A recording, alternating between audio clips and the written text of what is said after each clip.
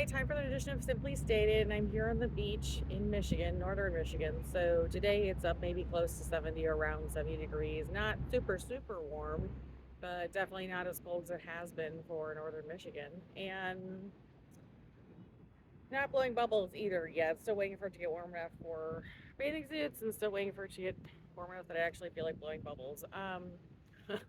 But for me, it's just, tomorrow is my birthday and it's like another year passing. I think there's that saying, like, as you get older, it just becomes another year, another birthday.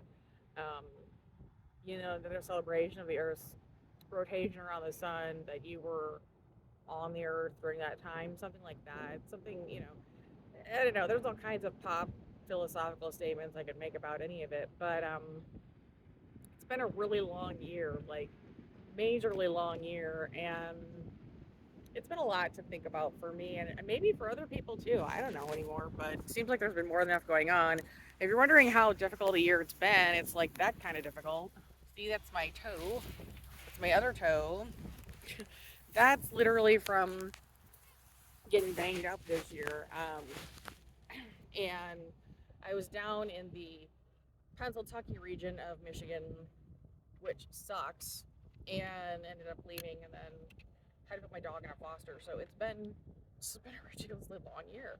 And what I want to talk about today is a follow up to the last episode, because in the last episode we discussed where some of these weird projects came from that allowed the men I nicknamed Kendrick and Buffalo Bill um, to think that they had the right as Russian men to demand that a U.S. citizen such as myself or other people provide them with free material for what are essentially their assets, people who, and you have to note, like, literally couldn't speak English well enough to write a pop song, because writing a pop song isn't hard.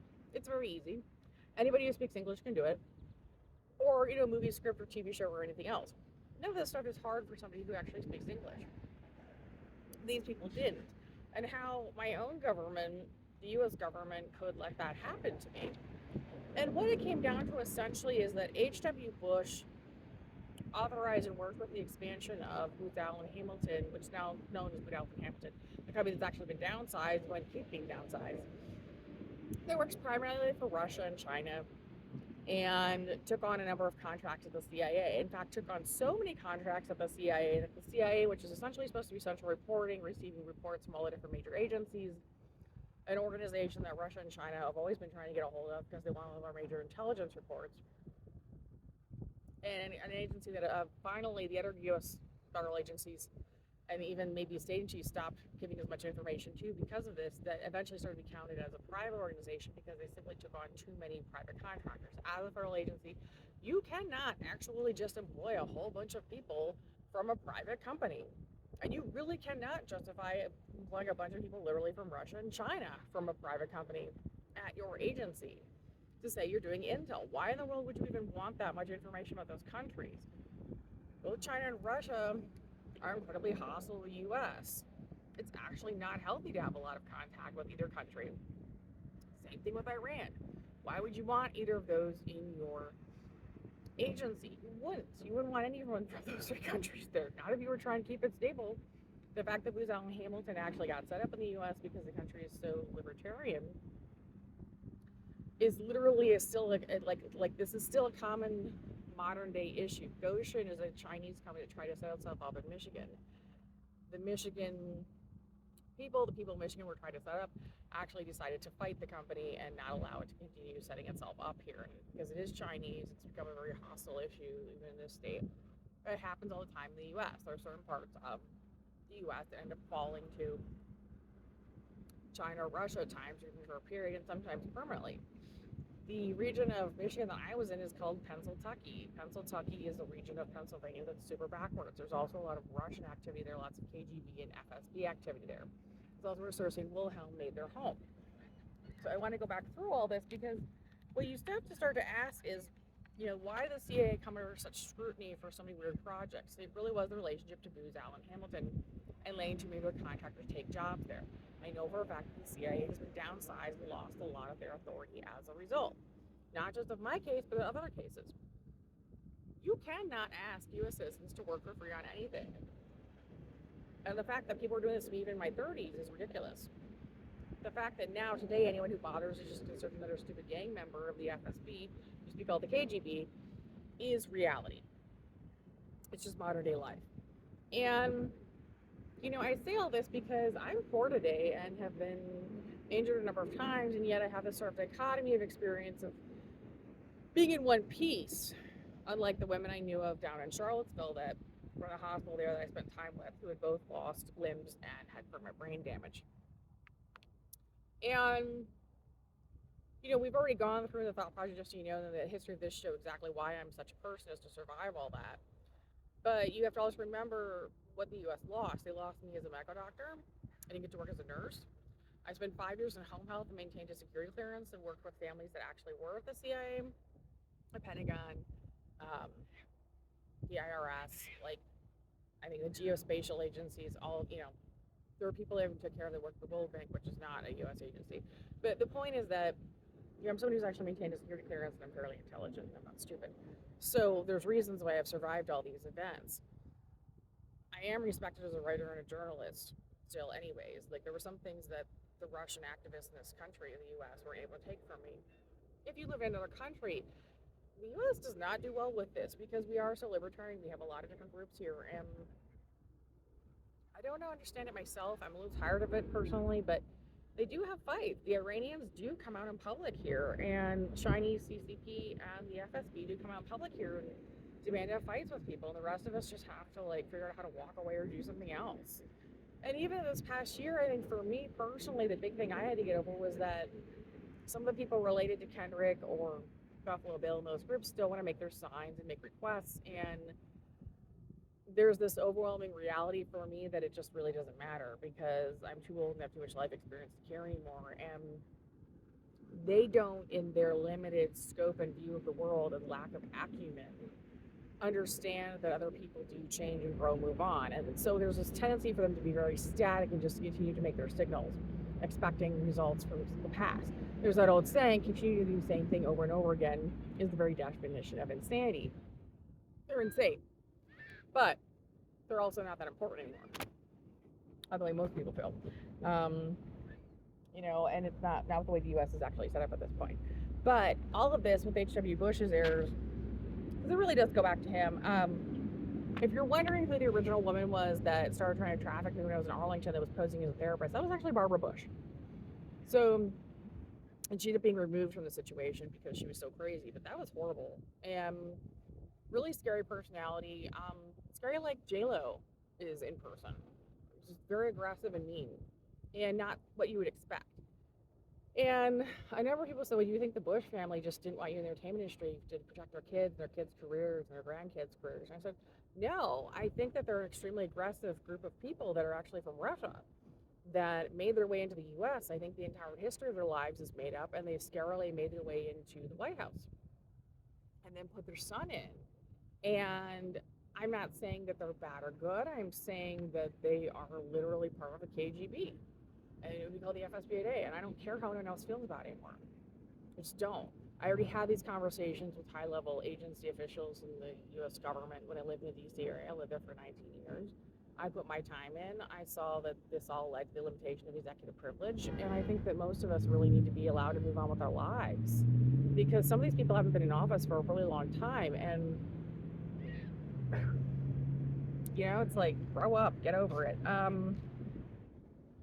But where does West Point, where does the Pentagon fall in any of this? Well, the problem is that, Booz Allen Hamilton hacks a lot, and they steal a lot still. And none of the people that I've named in the series or nicknamed are dead. They're still very much alive. And still very much attacking the U.S. government. And, it makes our lives more difficult. If you're wondering about some of the difficulties in the U.S. today, poverty, homelessness, all of that stems directly from them. Booz Allen Hamilton makes a big point of ruining people's lives. They mess up the structures of cities. They think it's hilarious, and I got sick of being forced to talk to them because they had ceased a certain number of government contracts because they always did the wrong thing. They always went for chaos. They always went for what hurt American citizens. They always went for what hurt any other country that would come to visit here. everything was always meant to benefit Russia, China, and Iran.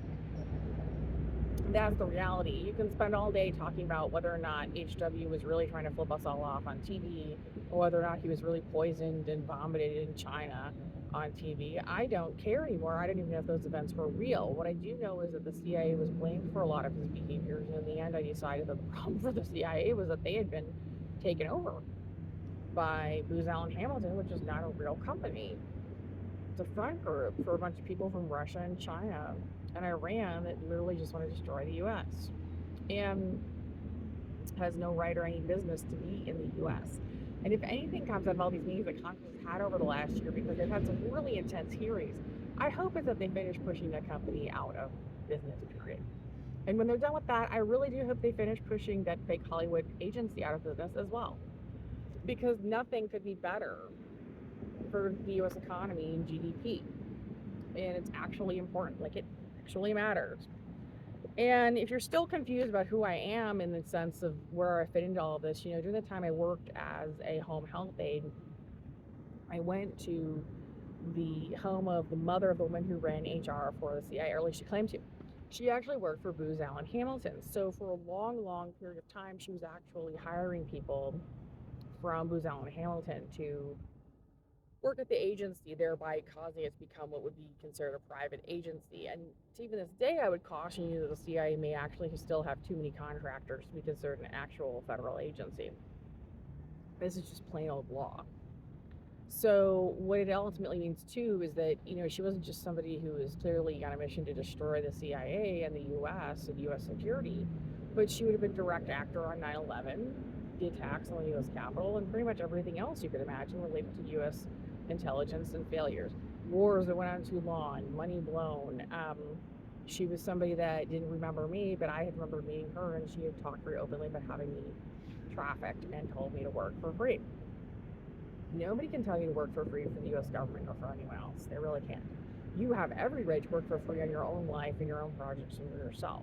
But they don't have the right to demand you do that and to beat you up or harass you. And so one of the reasons that my situation was put an end to by the way I managed to negotiate and navigate through it all was that I was just literally waiting for the reality of what was being done that was so illegal to me to be found out and understood and put an end to, which unfortunately just went way too long.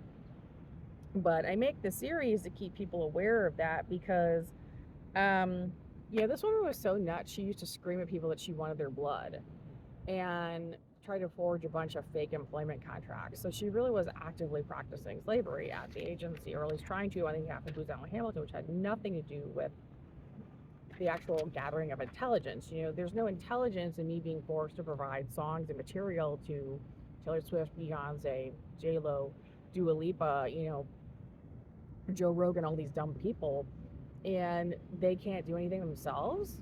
And all of it's being run through these guys that are openly hostile to the U.S. and everyone else that represent these foreign countries and actually just want to get everyone killed. So you have to recognize that, because the stupidity of it is just, the sheer stupidity is massive, and it's unfortunate, but it's real. And I just want to pivot back to the point that H.W. Bush founded the Points of Light Foundation, which was about traveling abroad and people supposedly helping others. Why would you do that when there's so many people here in the U.S. that need help? And when I confronted them about it, they said, what? I said, why would you travel abroad to all these other countries when there's so many people in the U.S. that need help? There's tons of work you can do here. There's tons of people suffering here. And the point, unfortunately, the Points of Light was essentially just about all these dork guys going to these fake friend churches and women, like Cersei and Wilhelm, or them exactly, and traveling abroad, and trafficking kids and running drugs and doing drugs. And then the rest of us didn't realize that that was happening. When you look at the last film, I think, that came out that was supposed to be on child trafficking, whatever it was last, I don't remember the name of it, but it depicted a man traveling abroad. And I'm just so disgusted because one of the producers turned out to be a huge pedophile. And it was so obviously a piece of propaganda put together to hide the fact that so many of these dorks going through, supposed church mission trips or whatever, are just traveling abroad to mess around with kids. And so many of them came back to the US, even though I was living in the DC area, with all these pictures of themselves. I mean, even so called women. Like the woman I told you about that, you know, I don't want to get into too far in the weeds, but, you know, she founded the Fake Front Women's Group.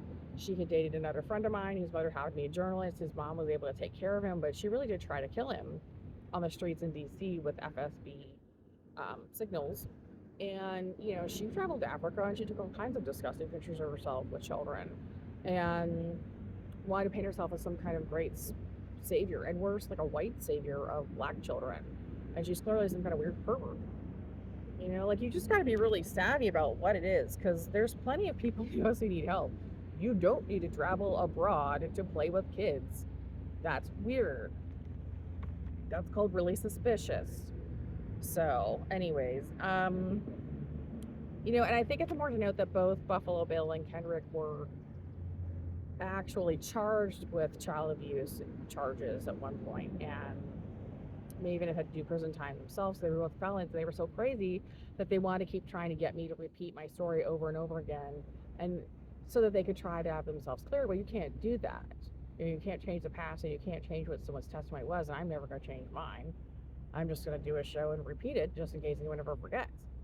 And furthermore, you know, a number of them actually just spent a lot of time wasting US dollars and money, which is part of their strategy. It isn't just committing the crimes and getting away with it, it's actually being nasty and wasting US funds and messing with the court systems and wasting agencies' time complaining that they don't like decisions that were made. And that's what I got really sick of. And that's why there really won't be any more investigations, because we all finally figured out that they were just wasting everyone's time and money on the obvious. If you're still confused, the city of Baltimore spent $500,000 to figure out that they were badly managed, which was already really obvious.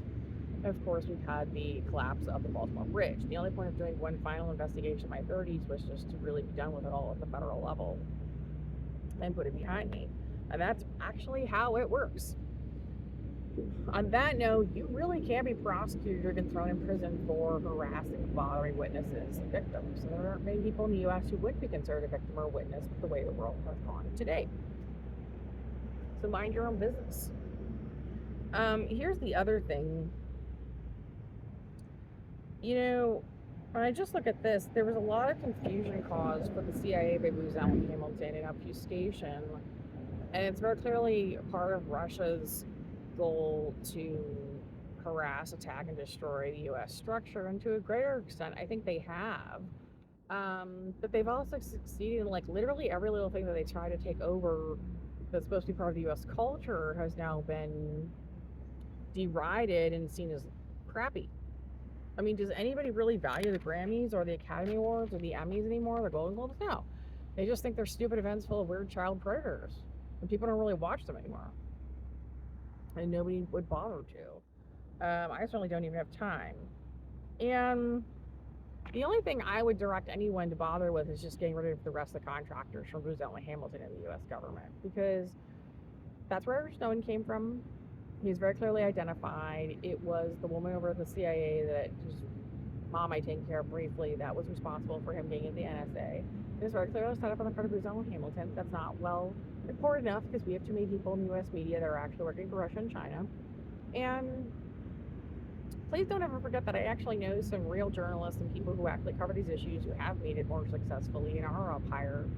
And, you know, that I spend time talking to people from actual agencies that had some real heft and power, and people in the private industry too. So, you know, and if you look at one of my episodes and think, wow, she was super critical of Angelina Jolie or what these other people who want to help her, that's not really the point. I think the point is that some of the people who even tried to help me in some cases were just so brainwashed themselves or confused that they didn't really do what everyone else thought they should have done at the utmost to help. And then, yet we live in a world where, with as bad as things were, everything could have just continued on the way it was.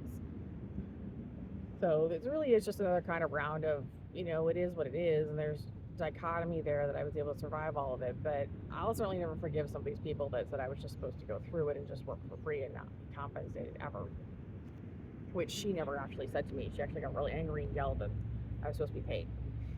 So I only pivot back to that because he's not someone I would necessarily talk to today, but it was just really obvious that she had people after her. I too am opting me out. So, it's kind of the way life goes when I look at the different shows and where they go as far as the direction of them. But this has been another edition of Simply Stated, and I think today I'm just going to sing happy birthday to myself because my birthday is tomorrow, and that might be the end of the show. So, happy birthday to me, happy birthday to me, happy birthday to me, happy birthday to me. And I hope you enjoyed the show as heavy as it is. And I did release an acapella version of me singing one of my songs from my album, and there'll be more to come. Thanks.